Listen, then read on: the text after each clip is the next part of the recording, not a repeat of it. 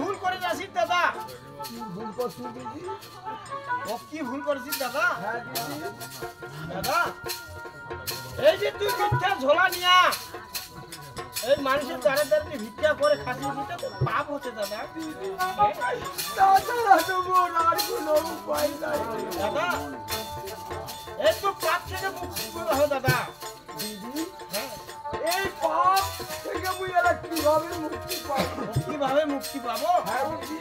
হ্যাঁ দাদা শোন দাদা, দাদা তোকে এই ঝোলা বাদ দিয়া ওই চৈতন্য মহাপ্রভুর ঝোলা নিবা হবে তোর দাদা। কি কহিল দিদি? হ্যাঁ চৈতন্য মহাপ্রভুর ঝোলা নিবা হবে? হ্যাঁ দাদা। এই দিদি, এই চৈতন্য মহাপ্রভুর ঝোলা মুই কোনটে পাব দিদি? এসে পাবো? হ্যাঁ দিদি। দাদা আছে আছে দাদা। হ্যাঁ দিদি মুখ দেখাই দে দিদি। দাদা তোর চৈতন্য মহাপ্রভুর ঝোলা নিবা তুমি গুরু ভুজি হবে দাদা। দিদি ওই এত গুরু তাহলে মোক ওই চৈতন্য মহাপ্রভুর ঝোলা দে দিদি। না দাদা তুমি এই ঝোলা গুরু হিসাবে দিয়া পারিবে না দাদা। দিদি তাহলে মোক কাই দিবে দিদি? দাদা তুমি এক সত্যি দিয়া পারো দাদা। কি শর্ত দিদি? তো গুরু হিসাবে মুই এই ঝোলা দান করে দিয়ে পারিবে না। তাহলে কি হিসাবে পারবো? তো উপদেষ্টার গুরু হিসাবে তোকে এই ঝোলা মুই দান করে দিয়ে। উপদেশের গুরু হবা পারবো দিদি? ঠিক আছে দিদি, তোর কোথায় হল দিদি? তুই মোক উপদেশের গুরু হয়া তুই মোক ঝোলা দে দিদি। তুই মোক ঝোলা দে।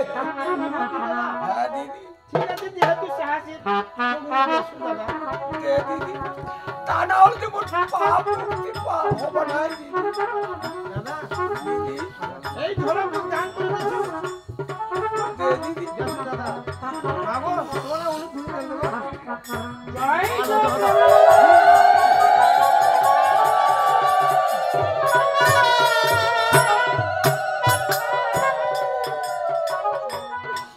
দিদি এই তুই চৈতন্য মহাপ্রভুর ঝোলা দিল দিদি। হ্যাঁ দাদা তোর আর চলার কোনো সমস্যা নাই দাদা। তুই দাঁড়া ভিক্ষা করে খাবো দাদা। ঠিক আছে দিদি। এই মুই চৈতন্য মহাপ্রভুর ঝোলা দিছু দিদি। তাহলে আমি মুক্তি পাবো আর পাবো দাদা। ঠিক আছে দিদি। তুই তোর কোথায় এই নগরে নগরে চিৎকার কর। আর সংসারের মায়া কোনোদিন সংসার মায়া ত্যাগ করবে দাদা। হ্যাঁ দিদি। আজ থেকে আমি সংসারের মায়া ত্যাগ করবো। শুন দাদা এই যে তোর ঝোলা দিল এখন চল তোর তিনটা বাড়ি ওই ভিক্ষা করে ধরে ঠিক আছে দিদি। হ্যাঁ দাদা।